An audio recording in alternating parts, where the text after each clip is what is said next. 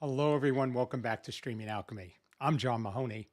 And on today's show, we're going to take a look at SRT versus NDI Bridge. Now, SRT and NDI Bridge are the two main, I won't say protocols, but it's more solutions that are used to transmit audio and video across unreliable connections like the internet. But before we get into that, I want to invite everybody, if you have any questions, comments as we go through the show, just post them below in whatever platform you're looking and watching from. Also, if you'd like to join us live on air, we do have a link in the show notes and here on the screen. So feel free to connect there and somebody from the studio will get you on. Okay, so let me give a little bit of a background on what we want to do here before we dive in. So we've looked at SRT and we've looked at NDI Bridge in the past in separate shows and different scenarios. But what we wanted to do for this show is really compare them and understand strengths, weaknesses, and where each one would really apply. And if there are clear deficits in either one, we wanted to capture that as well. So for this, we're going to do a very quick overview of SRT and NDI Bridge to make sure that, it's a clear picture of what we're talking about. I'll go through the setup we have for our demo, and then I'm going to go in and show how to make these connections. And then using those connections we make, we'll go through and do a stress test demo by increasing the unreliability of a network that we're using to test this with. And I'll go through all of that. So probably the best place to start would be a diagram I did of how we're going to do this setup. So I have two systems here. These systems are running on separate networks. So we're sort of simulating the experience somebody would have with two disconnected networks. On our system to the left, I have a feed coming in that we're actually playing out inside of vMix, and we're sending that feed out two ways. One, as an NDI feed going into NDI Bridge, which is running on this box as well. And the second is as an SRT output. Through that, we're going across, it's just an internal network that we are playing with to make it less reliable. And then out the other side, we're taking that SRT feed and bringing that into vMix, and we're taking the NDI feed out of NDI Bridge on the remote, on the host side here, and we are then displaying those. And that will give us now a visual comparison with the same input signal as to what happens when they traverse both of those two setups. And for this, we are using a 200 millisecond receive buffer. So the purpose of the receive buffer, for anybody that isn't familiar with these protocols, is essentially by having a buffer, it allows data to arrive and then get held on the receiving end.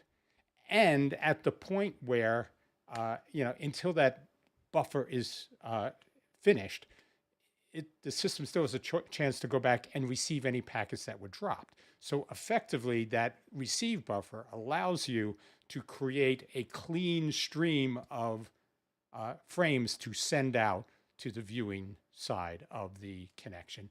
And as long as the network isn't too bad, that receive buffer will mask all the imperfections. So that's the basic model for that. So one of the things, though, and this is required for both of these, is it's something called port forwarding. So because we're connecting across the internet, let me sort of put this screen up here. Because we're connecting across the internet, when we are trying to send data, we do not have the IP address available to us of the local machine, sort of what would be behind on your own private network, behind your own modem and router. So what you need to do is you need to turn around and say, if somebody connects to my public IP address, the IP address of my studio that the internet sees, they can pick that address and a specific port. And so every message that gets sent typically has a IP address and a port assigned with it, basically a unique identifier, for lack of a better way to look at it. So anything that comes to that IP address and port, when the router gets it, what port forwarding does is says, take this packet that's coming in at this IP and port and send it to this other IP and port. It's forwarding that message to another IP address at another port. So that's all it looks for data on a port, sends it over to another IP address internally. That's how you get through. So that setup is done. Most routers have something very similar, but you'll just go in there, you'll say, what's the port on the internet side that I want? It knows the internet address. And then it says, okay, when any packet arrives here, forward it to this IP address and that port. So that's all it is, and it's giving you protocols. So I know there have been people asking about that. It's different for every router, but it's going to be something very similar to this as you get things set up. So let's start, if we're going to get into this, by looking at what we're going to be doing to set up SRT. So let me see what I can sort of show here. So, yep. So actually, before I get into this, we do have comments. Oh, we have a lot of comments coming in. So I just want to make sure I get to them. So You the man. Thank you for joining us. I appreciate that, you. So, oh, Kyle. Hi, Kyle. Good to see you again. Uh, I think we'll, Guy, I think we'll have to see, but I think the reality is each one has strengths and weaknesses. So we'll sort of go through that as we get to the end. So Michael, always good to see you, Michael. Thank you. Russell from Katy, Texas. Russell, thanks for joining here. So Michael's asking NDI bridge for flexibility, SRT for the stability. Yeah, I mean, there's a lot of that. And will, as we wrap up, we'll sort of get into that. But yes. So, Guy, always great to see you. Oh, Guy, I'm sorry. So I know we had Guy Cochran. So Mark, thank you for joining, Mark. Great to have you here. So Aziz, Aziz was actually the one who was asking about the port forwarding. So I wanted to make sure I got that in there. So Aziz, thank you for joining. It's great to have you here. Tom, always good to see you, Tom. Thank you. So Gilbert, thank you for joining us from France. Always good to see you as well. Guy, thank you. Well, unfortunately, the feed is Buck Bunny, so I'm sorry, you're going to have to suffer through that a little bit longer. So Aziz, what kind of network interface? Is this a software or web-based? Okay, so the way we're doing this, because it's a good question, I didn't touch on it in the demo setup. We have a system here that we are running a software utility we use for our own internal product testing on the LiveToAirZ front called Clumsy that will allow us to simulate different types of network conditions and specifically packet loss. So it doesn't interfere with the rest of the network. It just sort of sits between everything on that system and the graphics and the network card and makes it look like the network is really bad. And so the system reacts that way. So that's how this is working. So even though we're physical hardware, there's that software layer in there to simulate the faults on a network. So Mofo, hopefully I said that correctly. Thank you for joining us and glad you took the time to be a first-time watcher. I appreciate that. Thank you. Kane, hello, Kane. How are you? Always good to see you. Kane is, if you have any questions about anything new tech or NDI, Kane is the man to go to. So get him out and surface them here. Kane will probably be able to help you more than I can on most of these things. So Madhavadai, hopefully I said that correct.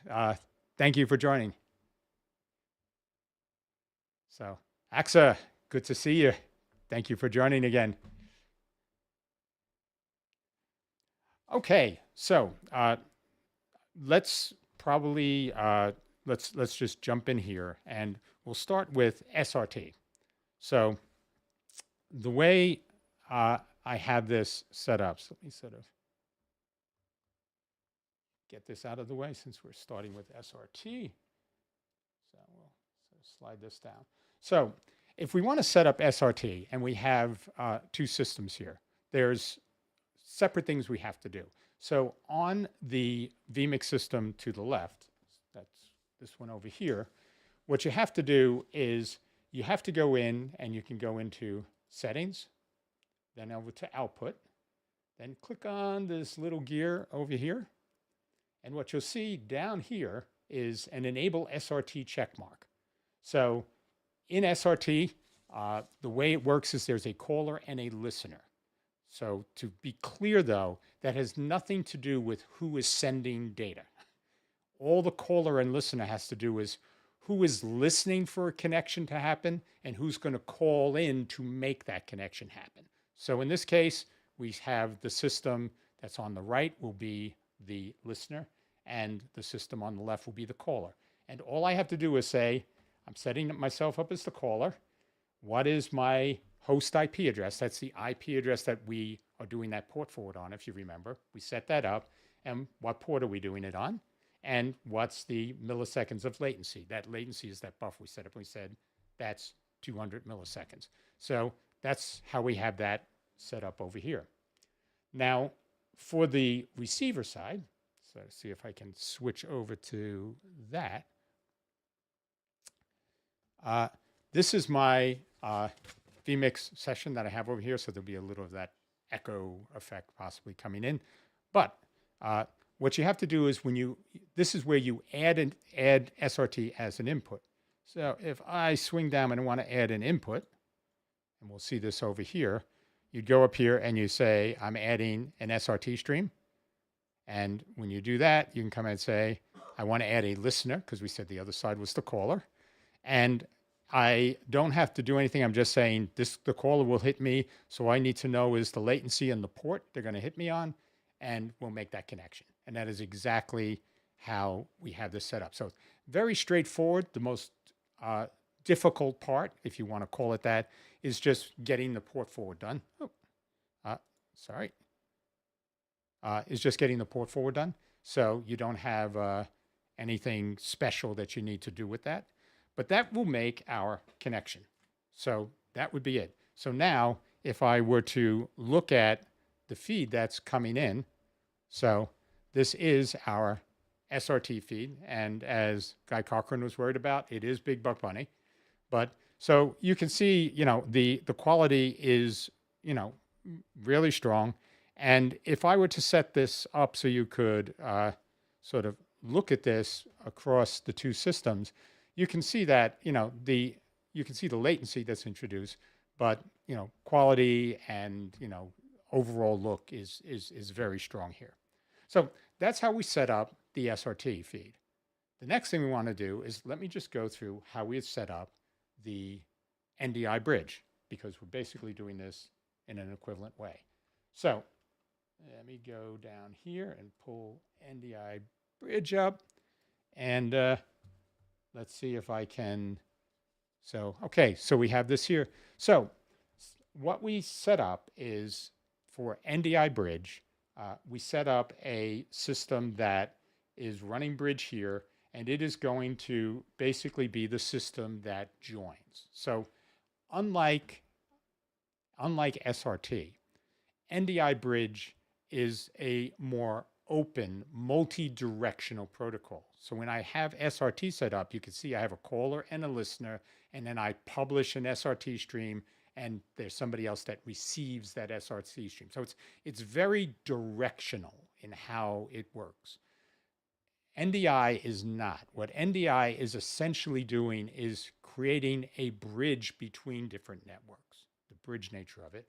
And you can then expose connections that are available on both sides of that bridged connection between networks and subscribe to feeds in that. So in here, what I'm doing, since I'm joining, very similar to what we did with SRT, I'm coming in and I'm saying, what's the IP address and the port of the system that I want to join, and what's the buffer latency, what's basically the size of buffer. And again, we set this for 200 milliseconds. When I have that set up, I can then go over and I can switch to my, sort of do the NDI bridge setup over here. So this is what I have set up here. So let me see, I can just zoom in here. So this is what I'd have on my host side. The host side just knows this is my public IP address. So as we're looking at this, it detects what my internet connected IP address is and the port.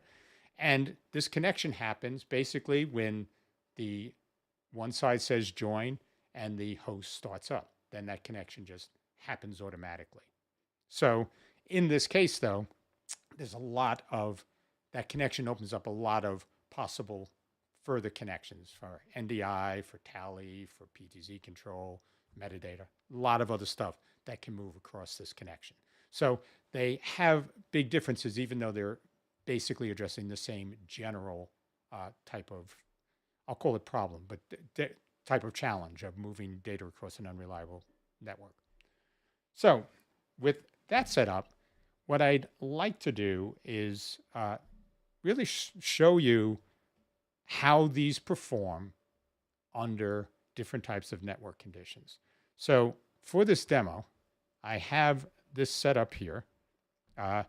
And what this screen has now is, let me get this out of the way. I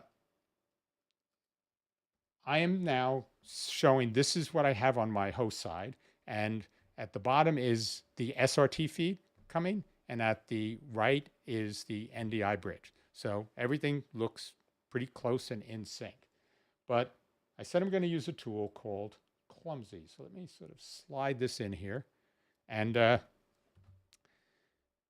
this tool, it isn't important specifically what's there, but it lets me do things like I can add lag, I can add drop frames, other things. So lag is sort of latency. So right now, what I have this set for is I'm going to start it up and add 50 milliseconds of latency. So that's, basically, a couple of frames.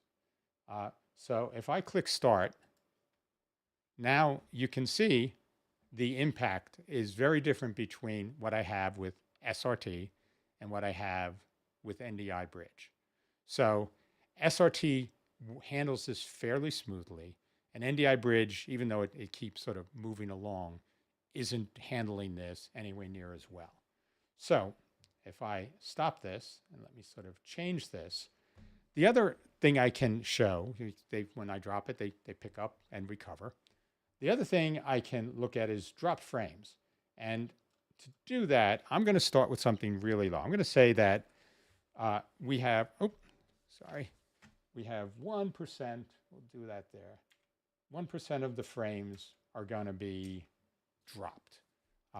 And because this is between the two systems, because they're both talking over the same link, you can have variations. Like it's not necessarily you get 1%. It could be like 0.5% on each, or up to 1% maximum on any one of them. So this gives you a good sense of this. So if I turn this on and just start to drop packets, you can see that both of them at low packet loss handle things pretty well. And again, when you think of these things, what I'm doing is stress testing this. This is not necessarily the way a real world unreliable network would behave, because it would be probably bursty and then strong and bursty and strong, things of that sort. So this is just doing a solid sort of 1% on a more consistent basis. But now if I up this to 2%,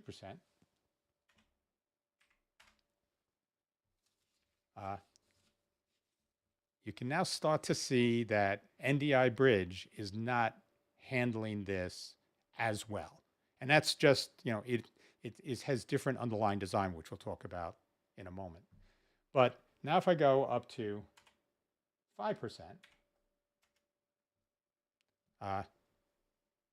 you can see it's becoming a little more laggy. So let me just stop this and start it again. So, and what I'm going to do now is I'm just going to jump to do something that probably I'm putting in 10% now. And so now you can see at 10%, it is sort of moving along and giving you a signal, but you can see that it is not handling the overall thing, the overall video quality, as well as you're seeing on the SRT side.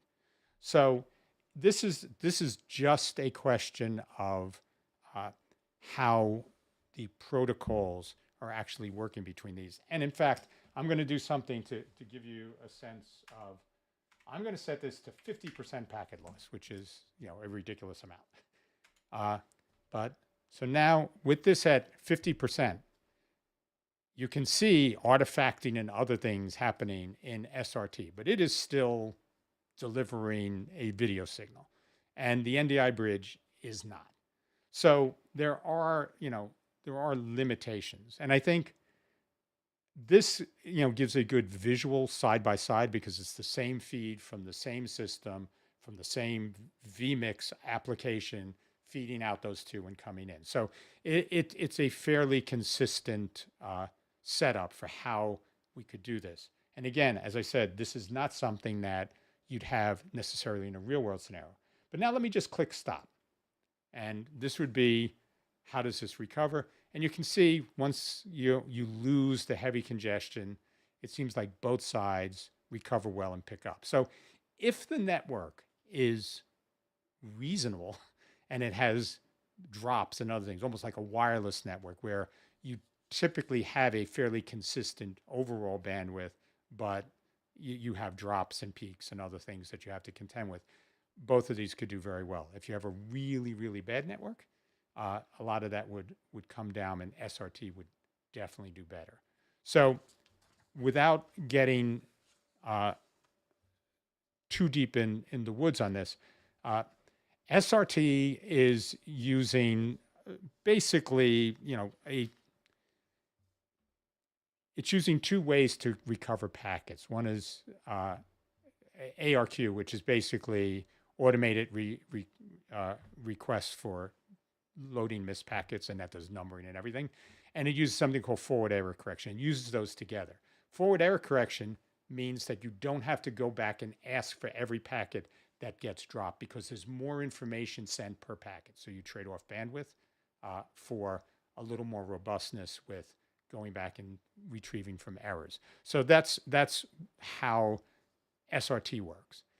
NDI Bridge is using sort of reliable UDP and QUIC, which is basically another reliability protocol. But that seems to not handle truly adverse conditions as well. But it also is very quick, basically, to establish connections. So it reduces the overhead of making these connections. So it's got a lot of advantages. And if you think of the role of NDI Bridge versus SRT, SRT in its strength is reliability of a single stream across the network in a single direction. And NDI Bridge, because it's dealing with multiple connections, advertisements of connection availability on multiple sides, all of those elements, you have to think of it in the context of what it's trying to accomplish. So to sort of jump into this as is there a winner and loser? No. If you are trying to do stuff that's working across studios where you're sending feeds both directions, and you have a reasonable network link, an internet network connection between them, NDI Bridge has a huge amount of value to what you're set up. As I mentioned, you have PTZ camera control, you have tally control. These are all things you can do from a remote location.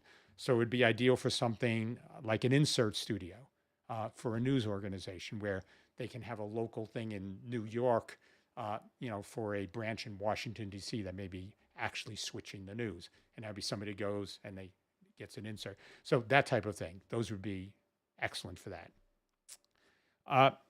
The other thing is because it has PTZ control, you now have this ability to do more of these cloud type productions where I may have cameras and the cameras are up to a central location, and then I need to control them possibly from a third location. All these things now become possible, and that makes it much more efficient.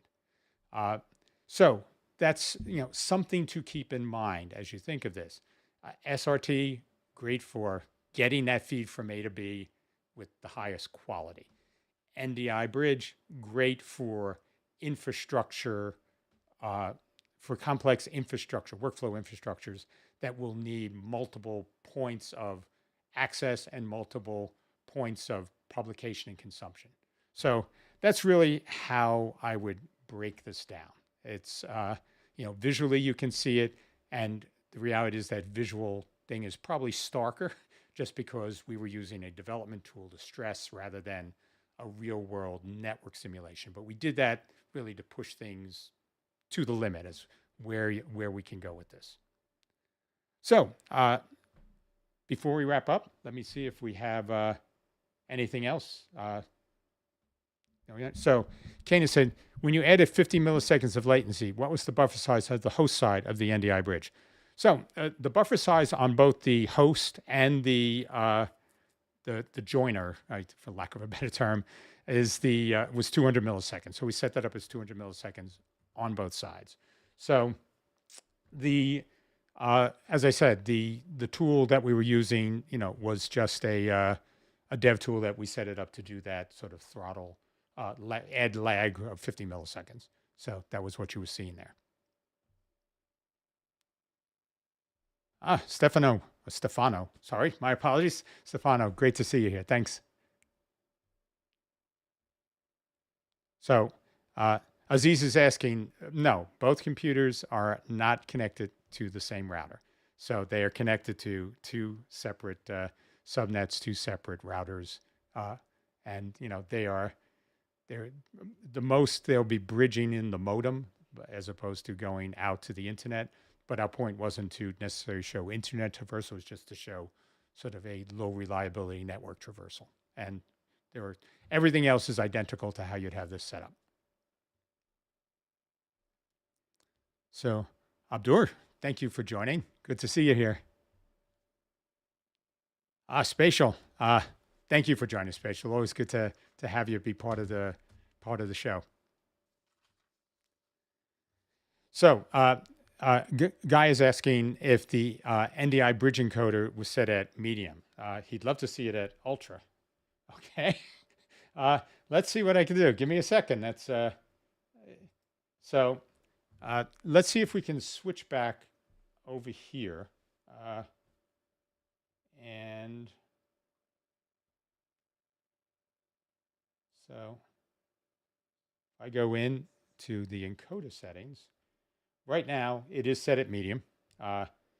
If I set this at ultra, that's 24 megabits per second. And so, well, the encoder is working over here. So let me sort of see, sort of go to the demo page here, and we can look at the two side by side. So, okay, so if I come in here, this is the NDI bridge feed that's coming in, and that looks fine. So if I now go in and were to sort of play with any of these settings, I'll just do something. We'll just go back and we'll sort of put in 0.5% packet. We'll just see how that performs.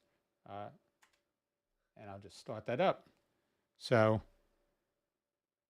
that actually looks fine. So, it can take, small packet loss without, you can go 2% and see that's where we started to see some stuff. So yeah, so this is certainly, standing up. And I think the point here, let me go in, put 2%. So I think by stressing this out, you get to see, just where things will break and where they won't perform. You can see a 2% packet loss, even with the ultra high encode, which is 24 megabits. You're still getting, video, but you can see now that it is very staggered. So we're sort of out of any buffering that we had. But now if I shut this off, one of the things we saw is that it goes really fast and plays out what's in the buffer and then picks up from there. So it does take a while to sort of resync itself, but it does resync, and both of them seem to do that very well. Okay, hopefully. So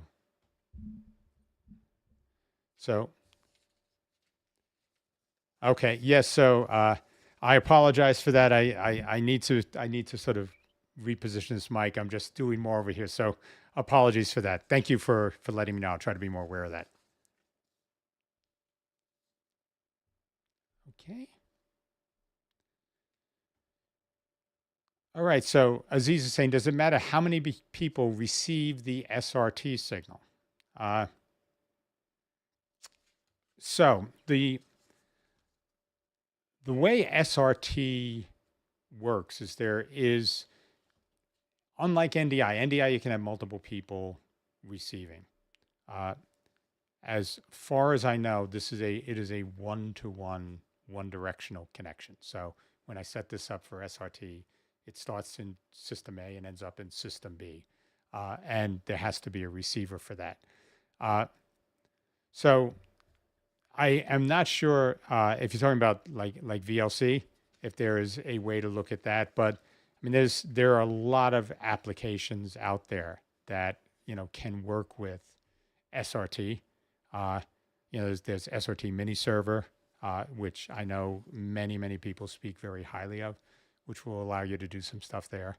So there may be ways, if you were looking for that, I would probably take it into something, then distribute it as NDI on a local network. So something I could certainly do with vMix, where if I took that SRT in as an input, map that input to one of my outputs, and had that be something that multiple people could subscribe to, that would probably be a good way if you wanted to uh, do a distribution at a remote end for that.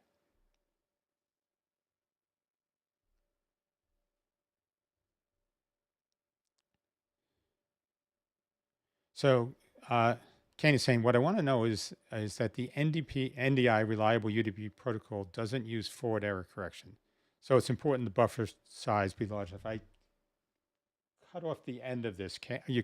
So I'm sorry, I don't have the full thing here. So if you have the buffer set to, so the buffer I had set here was 200 milliseconds. So I was looking at this as sort of a normal buffer latency for a generally decent network, and then sort of working to when I got to out of there. It's, to me, what I wanted to show was not, is this the best settings for the worst conditions? What I was just trying to do is saying how, when the worst condition, when that point of worst condition comes, how do they handle that?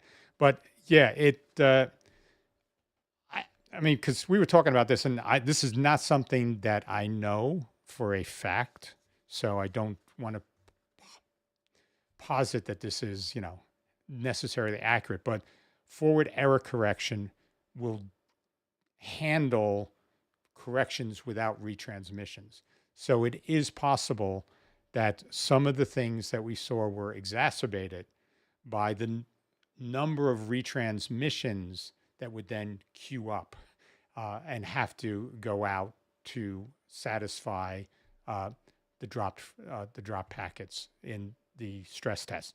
So it is possible that it has some relation with the, between the forward error correction being in SRT and, using just quick inside of NDI bridge. But I don't know that for a fact, but that's just a thought that I had, and that's something that, if somebody knows, for certain, or could do more research, that would be great to share. Automation, nice to see you. Thanks for joining. So Tom is saying, a remote interview with non-vMix, what standalone SRT app could you use for remote? Okay, so there's a few things. So one of them, you can use OBS, so that would be that would be a free choice. The other option is you could use different hardware devices. So I believe this Magewell AIO Ultra will give you the ability to take a camera feed in NDI, not NDI, SRT, NDI, HDMI, or SDI, and then do an SRT transmission from that, which could come back. And there are also cameras like the PTZ Optics cameras have built-in SRT. And I believe, I have to verify that, but I believe if you put audio into that, it would be transmit as well. SRT does transmit audio. So I believe in, as well as NDI Bridge, right? So SRT would have AAC audio, so you can have multi-channel as well. So based on how you have things set up, I think you have up to 8 channels as 4 stereo pairs over SRT using AAC encoding. So, but that's something I'd have to look at specifically. But there are multiple ways, from sort of software to a hardware encoder to built into cameras. So, and yeah, and you can have the feed coming into vMix. So Michael's asking, is Big Buck Bunny free to show? It is free to show. That is why if you ever go to NAB or any of the other big broadcast conferences, everybody has Big Buck Bunny up on their screens to demonstrate things. And it's also great because it has a lot of different motion. So you do capture a lot of different scenarios with quality of transmission with this, because it does cuts, it does sort of moving shots, a lot of small, like grass moving and stuff like that. So it is really good as a test source as well.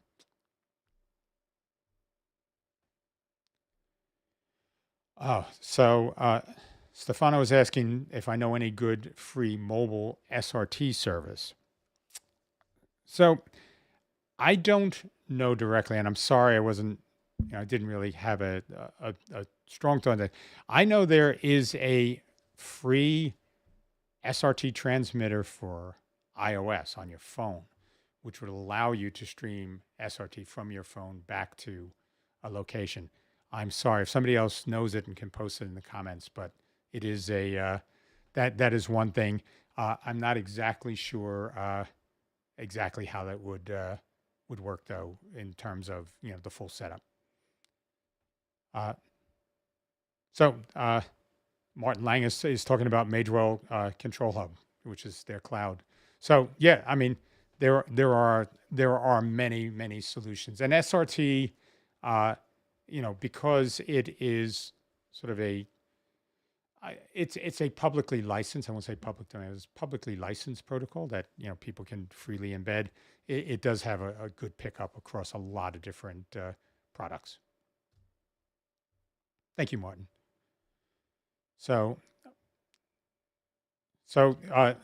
Garanin app. So yes, so the Stream to Studio. So that's another one. Yeah. So they're, like I said, really good, well written apps. And IRL Pro is another for Android. So yep, thank you, Guy. That's there are a few, and I think not just that, but the fact is that a lot of these there are a lot of converter devices that have this baked in at this point too. So it shouldn't be hard to get this set up. The high vision. Okay. Yes, Aziz. So yeah. So Kane was saying he just wanted to know that it didn't want it to be 0 for the buffer size that we were talking about. So yeah, it was set. Both sides were set to 200 milliseconds. So thank you, Kane.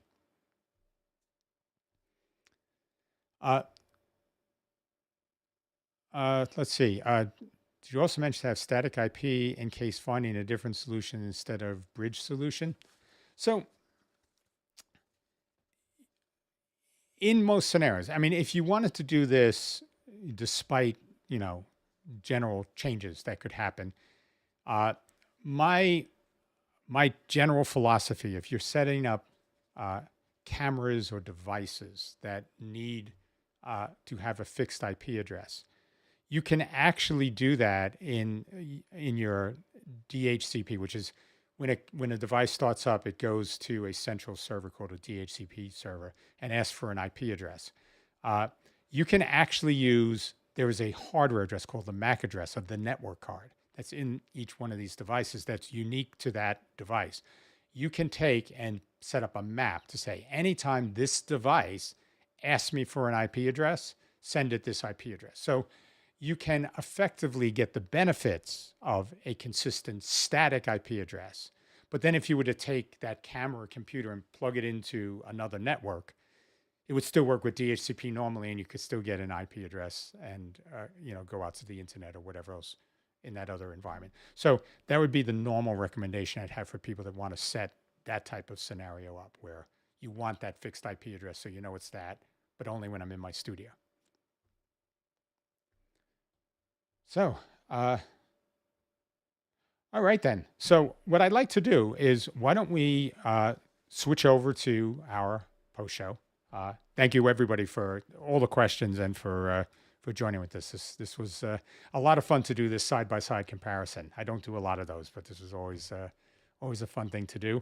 So we'll jump over now. We sort of wrap up here on the main show. Jump over to the post show, and I'll hang around and answer any other questions or whatever. And our plan right now is we'll be back in 2 weeks with another show. So if you can't join us, thank you for making the time now, and we'll see you in 2 weeks. If you can, I'll see you in a moment. Bye, everyone.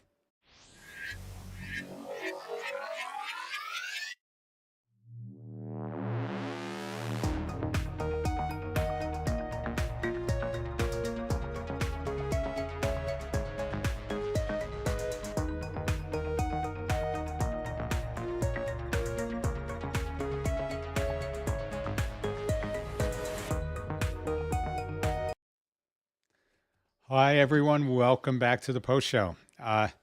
So, yep. So Aziz was mentioning about the IP address. So, yeah, let me see. I think, do we have anything else here from questions or anything? No. So the interesting thing when I did this was that I knew that there were sort of two sort of, I won't say camps, but two different base use scenarios where uh, SRT had limited scope, very high reliability, and NDI really, you know, the NDI bridge is amazing in that you are now joining two separate production facilities into a single broader facility with access on both ends, where if I publish it and have, there's access controls and other things on all these, but you can turn around in NDI, set up access manager and say, this remote studio can only see these feeds, and vice versa. So you have a lot of control that way. But just the fact that you can sort of run a production across multiple locations and have it be relatively seamless is, that's the incredible value of having NDI Bridge set up. And so, like I said, each of them, and they can be used together, which is definitely another consideration. So I mentioned that you have the PTZ optics cameras have SRT built in, and others though, but I'm very familiar with the PTZ family of cameras. So they have SRT built in. I could actually be using that for, say, remote panelists in a virtual event, and I send them these cameras and they're all pre-configured. And then I could be setting that up. They come back to my studio, but I could be doing things with another studio that I'm using NDI Bridge for. And so you can actually sort of combine these so you get the best of both, whatever solution makes sense for the specific feed streams that you're trying to manage, or overall interconnections that you're trying to manage. That could they can work very cleanly together. So like I'm doing here, you can see I actually have both of them working on my test systems here. So both as the sender and on the receiver side. So you definitely can do that. So as he's saying, he works for government, and our IP department does know about forwarding, but not about SRT. Do I have to ask for the port number I need? Yeah. So let me actually, I'm just going to switch back to the port forwarding slide I had here, and just talk about this for a moment. So the way this is set up inside the router, if you were to turn around and talk to your IT folks and say, what I need here is I need to have a specific port. So in this case, it's 5990. So for port 5990, I want you to forward that to the IP address 10.0.0.178 to the same port 5990. All you have to do is give them this information so they could set this up, assuming they're not doing anything like firewall related to actively block different types of traffic. This should be all you'd need. So what you will get here then is, by doing this, when you then go in and you start to set things up in like vMix to handle this. So actually, let me switch to my vMix screen over here, and we'll just sort of keep this going, and I'll show you exactly, So from this side then, if you wanted to use that information, what I would do here, if I were doing this on the transmission side, is I would just go in, and in the output for SRT, so if I were to set this up, I set this up as caller or listener. So if it's caller, I put the IP address so this would be whoever wants to send a camera feed to you. That would be the 10.0.0.178. And then for the port, I would put, I think it was 5959. And this then would just now start feeding, feeding this out, because this would be who I'd be talking to. So, and then if I wanted to receive, it would be pretty much, I would just go in and say, I'm receiving from that port. And so the receiver, if you remember, when we go in here and say I want to stream, the only thing I need to put in, since this is the listener, is I need to put in the port number I want to listen on. And that's it. So it's setting this thing up is distinct. Setting the port forward is distinct from what you need to do in setting up the SRT. And you can decouple them. So give your IT department the external port that you want forwarded and the internal IP address and port that you want that any traffic on that port forwarded to. And you should be fine otherwise.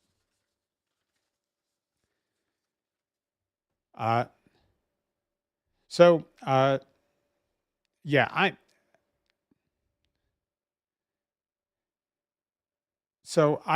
have to say, I am not, so Martin, I appreciate the question. With the MTU size and SRT, I'm not a networking expert. I mean, I know enough about the sort of the tech I use to handle these things. But yeah, I mean, RTMPS, is all of these things are starting to merge in terms of quality and flexibility. But I am not as familiar with, some of the real low-level settings for optimizing these.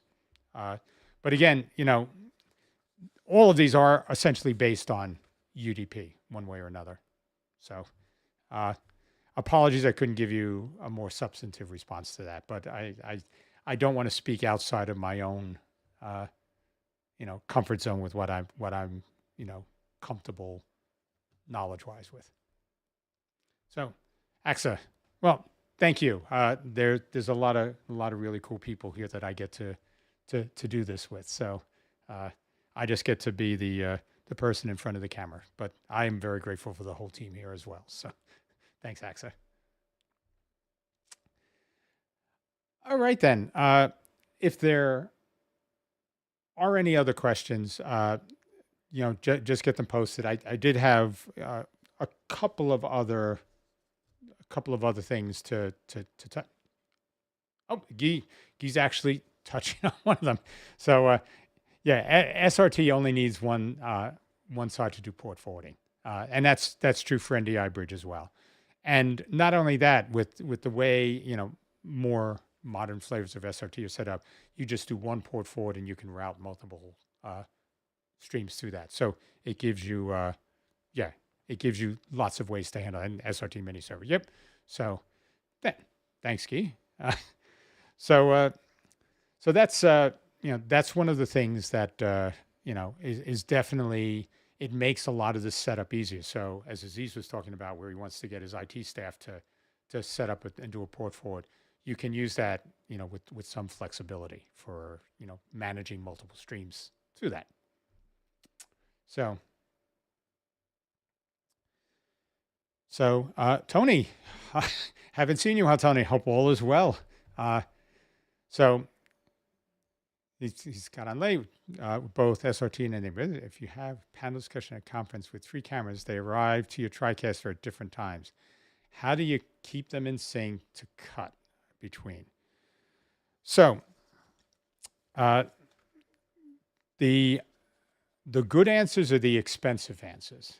So there is what I know people use in sports is something called the Makito X4, which I think is a 4-channel SDI to SRT encoder. You need one at both ends, and they will actually clock all of the streams together. So you then have that sort of lock sync between the different streams for doing those types of cuts. NDI Bridge, I believe, uses network time protocol to handle that. And so I believe that when the streams come out, they will sort of, if you're not like under severe stress with like dropping frames and other things like we did, they will stay in sync based on network time protocol. And if Kane's still on, he could probably speak to that directly, but I believe that's how they would sync up. when they arrive at the TriCaster.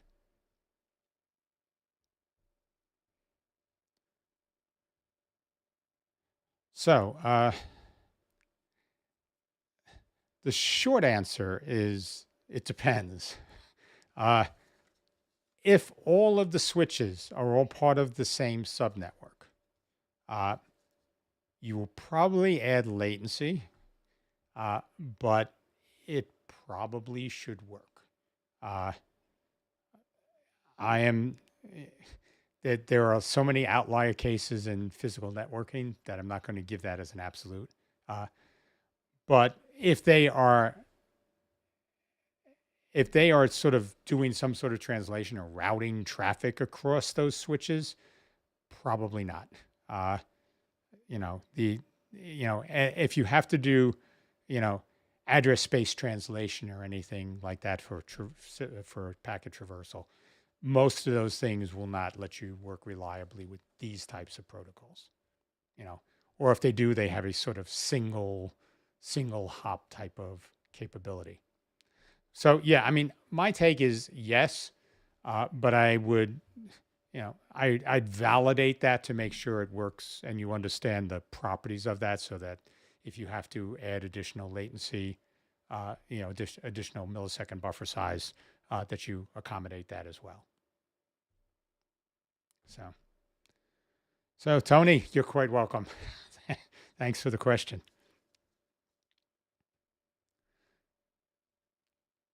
All right. So I'm glad everybody hung around for the post show, and that this seemed to be a topic people were really interested in. So I'm glad we covered it then. So as I said, we will be back in 2 more weeks with another show.